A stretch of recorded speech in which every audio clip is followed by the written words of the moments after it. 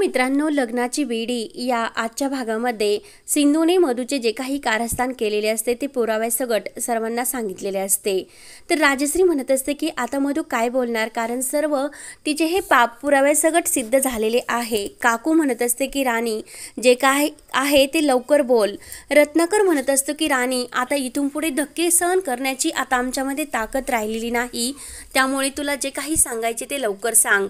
मधू मात्र रडत असते। मधू रडतच म्हणत असते की सिंधू जे सांगते ते सर्व खरं आहे, पण मी हे सर्व का केले हे तुम्हाला माहिती आहे का? सिंधूमुळे मला हे सर्व करावे लागले आणि आज हे सर्व सिंधूमुळेच घडले। सिंधू म्हणते की मी काय केले ग, माझ्यामुळे काय असे घडले? तर मधू ही सिंधूच्या समोर येते आणि तू कायम इतरांना दोषी ठरवत असते, तू तर मात्र काहीच करत नसते असं मधू सिंधूला म्हणते। मधू म्हणते की तू माझ्या प्रत्येक आनंदावर विरजण घालण्याचा प्रयत्न करते। अगोदर राघवला माझ्यापासून दूर केले, नंतर रायाला माझ्यापासून दूर केले आणि आता म्हणतेस की मी काय केले? सिंधू म्हणते की मी काहीच केले नाही मधुताई, हा सर्व तुमच्या नशिबाचा भाग होता, तुम्ही फक्त मला त्यासाठी दोषी ठरवत आला।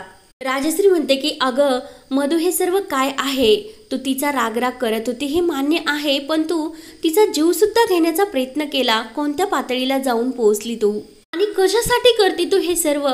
राणी म्हणते की मला कधीही सिंधूला आनंदात राहून द्यायचे नव्हते। सिंधूला तिच्या बाळामध्ये खूप जीव होता, म्हणून मला तिच्या बाळापासून तिला लांब करायचे होते आणि ती मधू राघवकडे येते आणि राघव मला तुझ्या आणि माझ्या बाळाला जन्म द्यायचा होता। सिंधूने माझे ते सुद्धा स्वप्न पूर्ण होऊन दिले नाही, म्हणून मधू काकूला म्हणते की मामी म्हणून मी सिंधूच्या बाळाला तिच्यापासून दूर करण्याचा प्रयत्न केला। मला असे वाटले मी जर असे केले तर सिंधूला धडा शिकवल्यासारखे होईल आणि सिंधू हे घर सोडून निघून जाईल आणि राघव कायमचा माझा होईल। राणी खूप रडत असते। राघव म्हणतो की एक गोष्ट मी तुला आत्ताच सांगून ठेवतो, माझ्या अंकुरला हात सुद्धा लावायचा नाही आणि त्याच्याकडे बघायचे सुद्धा नाही। काकू भयंकर चिडते आणि राणी एक तुझ्या असे सनकन कानाखाली वाजावी असे मला वाटते। मधू म्हणत असते की मामी माझी चूक झाली, मला माफ करा। तर लगेच काकू म्हणते की ही पद्धत आहे का तुझी माफी मागण्याची? आणि तू चूक केलेली नाही, गुन्हा केलेला आहे, त्यामुळे चुकीला फक्त माफी असते आणि गुन्ह्यालाही भयंकर शिक्षा, त्यामुळे शिक्षा ही तुला झालीच पाहिजे असे काकू मधूला म्हणते। तेव्हा मधूच्या पायाखालची जमीन हादरते। काकू म्हणते की मी तुला या घरची आदर्श सून मानत होते, तुझ्याकडून अशा वागण्याची खरंच अपेक्षा नव्हती, लाज वाटते मला तुझी खरंच आणि तुला ही आदर्श सून म्हणून घेण्याची सुद्धा। राजश्री म्हणते की अगं राणी तू सिंधूचा रागराग करत होते ते मान्य आहे, पण तुझ्या या अशा वागण्याने मला नाही वाटत की कोणी तुला या घरामध्ये माफ करेन म्हणून। त्यावर सिंधू म्हणत असते की आज मला सर्वांची माफी मागायची आणि कायद्याची सुद्धा, कारण ज्या गुन्हा मधुताईंनी केला होता त्याचवेळी मला तो गुन्हा समजला होता, पण त्यावेळी माझे बाळ त्या मधुताईंच्या पोटामध्ये होते म्हणून मी त्यांना लगेच कारवाई केली नाही। मी तेव्हा जर कंप्लेंट केली असती तर मधुताईंना जेलमध्ये जावे लागले असते आणि माझ्या बाळासाठी मी ही कारवाई नाही केली। माझ्या या भीतीमुळे माझ्या हातून सुद्धा एक गुन्हा घडला, त्यामुळे मी सुद्धा ते गुन्ह्याची शिक्षा भोगायला तयार आहे। तर सिंधूचा या बोलण्याने सर्वांना अभिमान वाटत असतो। मधू सर्वांसमोर हात जोडून काकूला म्हणत असते की मामी मी राघव आणि सिंधूच्या बाळाकडे डोकून सुद्धा बघणार नाही, पण प्लीज मला यातून वाचवा, मला जेलमध्ये नाही जायचे असे हात जोडून म्हणत असते। मधू म्हणते की राजश्री मामी तुम्ही तरी समजावा ना। तर राजश्री म्हणते की काय ग, कुठलीही आई आपल्या मुलावर झालेला अन्याय कधीच सहन करू शकणार नाही, ती आई सर्व काही सहन करीन पण बाळावरचा अन्याय नाही। रत्नाकर म्हणत असतो की राणी या घरामध्ये सर्वजण तुला समजूतदार मानत होते, पण तुझ्याकडून कोणतीही अशी अपेक्षा वागण्याची नव्हती। सिंधूने तिच्या जीवावर बेतले तरी सुद्धा तुझा जीव वाचवला, हे तू का विसरलीस? आज तुझं हे खरं रूप सिंधूमुळे आमच्या समोर आले, त्यामुळे तुझी तोंड सुद्धा बघायची माझी इच्छा नाही असे रत्नाकर सुद्धा मधूच्या अंगावर शिंतोडे उडवतो। मधू ही राघवकडे येते आणि त्याचे पाय धरत म्हणत असते की तू माझा मित्र आहे, तू तरी मला प्लीज समजून घे। राघव म्हणतो की मधू पाय सोड। मधू म्हणते की जोपर्यंत तू माझं ऐकून घेत नाही तोपर्यंत तुझे पाय सोडणार नाही। राघव म्हणते की काय ऐकून घ्यायचं ग तुझं? तू सिंधूशी ज्या पद्धतीने वागली ना त्या पद्धतीने मला तुला अजिबात समजून घ्यायचे नाही। मधू म्हणते की अरे राघव हे सर्व तुझ्यासाठीच केले मी। राघव म्हणतो की मधू मी तुला कधीही माफ करू शकणार नाही, तुला हजार वेळेस सांगितलं होतं की तू तुझ्या आयुष्यामध्ये पुढे जा आणि नवीन सुरुवात कर, पण तू ते न करता सतत माझ्या आणि सिंधूच्या मध्ये ही काही ना काही कारस्थान करतच राहिली. मला त्रास दिला, सिंधूला त्रास दिला, पण इतक्यावर सुद्धा तुझं मन भरलं नाही. तू माझ्या बाळाला सुद्धा माझ्यापासून लांब नेण्याचा प्रयत्न केलास. मीच काय, पण तुला कोणीही माफ करू शकणार नाही. तेव्हा राघव इन्स्पेक्टरना साहेबांना सांगतो की मधूला जास्तीत जास्त शिक्षा झाली पाहिजे, ही सुटता कामं नाही, म्हणून हिला घेऊन जाण्यासाठी तो इन्स्पेक्टर साहेबांना सांगतो. सिंधू म्हणते की मधुताई, हे सर्व करून तुम्हाला काय भेटले? ना राघव ना बाळ, आणि आता जे तुमच्या पापाची शिक्षा तुम्हाला आता भोगायला तयार राहा.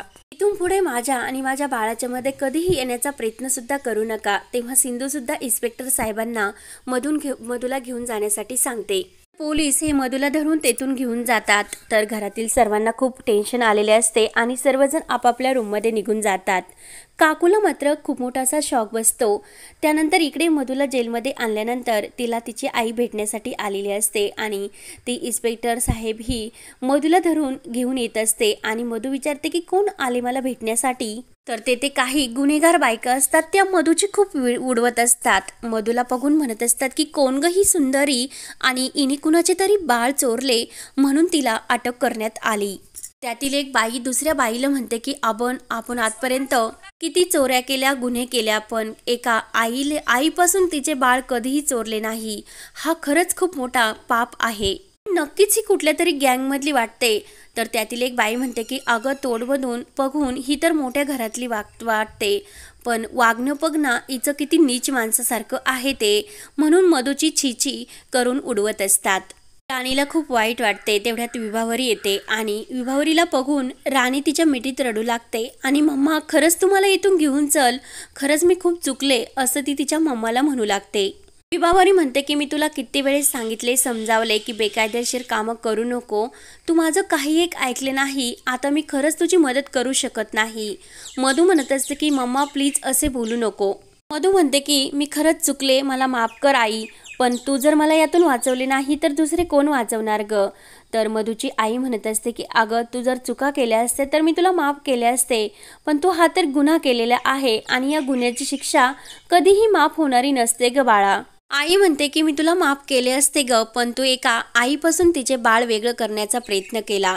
मला असे वाटले होते की एकदा बाळ झाल्यानंतर तू प्रेमाने सिंधूला ते बाळ देऊन टाकशील, पण तू तसे नाही केले ग. तुला मुलगी म्हणून घेऊन म्हणायची सुद्धा मला लाज वाटते ग. माझं त्यावेळी जर ऐकलं असते तर आज तुझ्यावर ही वेळ आली नसती. मधू म्हणते की प्लीज तू डॅडाला समजाव आणि त्याला सांग. तर मधूची आई म्हणत असते की त्यांना तुझं तोंड सुद्धा बघायची इच्छा नाही, ते तुझ्यावर खूप चिडलेले आहे, नाहीतर ते केव्हाच येथे आले असते ग. मम्मा म्हणते की अगं राणी, तुझ्याकडे बघितल्यानंतर असे वाटते की तू आमचीच मुलगी आहे का? अगं, तुझ्याकडे बघून असे वाटत नाही की ही स्वार्थी कुणाची तरी दुसरीच मुलगी आहे, आमची मुलगी नाही वाटत तू. मी तुला सोडण्यासाठी प्रयत्न करेल, पण आमच्याकडून काही होईल याची अपेक्षा मात्र धरू नको. असे बोलून विभावरी सुद्धा राणीबरोबरचे संबंध तोडून तिथून निघून जाते. राणीला खूप वाईट वाटते. त्यानंतर दुसऱ्या दिवशी सकाळी सर्वजण येतात, मात्र काकू काही रूमच्या बाहेर येत नसते. राजश्री म्हणते की अगं सिंधू, तू काकूंना बघितलेस का? इतका वेळ त्या कधीही लावत नाही. सिंधू म्हणत असते की नाही आई. राजश्री म्हणते की पण वहिनी कधीही इतक्या वेळ झोपत नाही, त्यांची तब्येत बरोबर नाही असे वाटते, म्हणून मी त्यांना त्यांच्या रूममध्ये बघून येते. रत्नाकर म्हणतो की या वयामध्ये इतका मोठा धक्का पचवणे शक्य नाही, म्हणून तिला खूप मोठासा धक्का बसले असेल. तेवढ्यात काकू येते. राजश्री म्हणते की वहिनी, तुमची तब्येत बरी नाही का? तर काकू म्हणत असते की आपल्या घरामध्ये सध्या जे काही चालू आहे ना, ते माझ्या डोळ्यावर विश्वासच बसत नाही आणि मला तो धक्का पचू सुद्धा शकत नाही.